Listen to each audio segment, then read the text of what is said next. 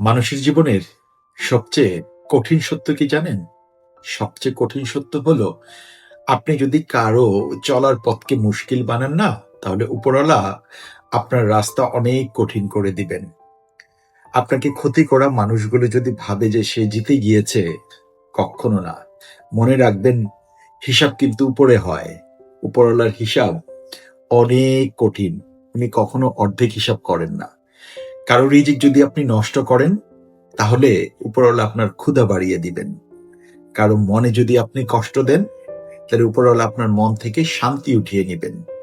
পৃথিবীতে অনেক শক্তিশালী মানুষের অত্যাচার সহ্য করতে হয়, কিন্তু উপরওয়ালা শুধু সময়ের অপেক্ষায় থাকেন।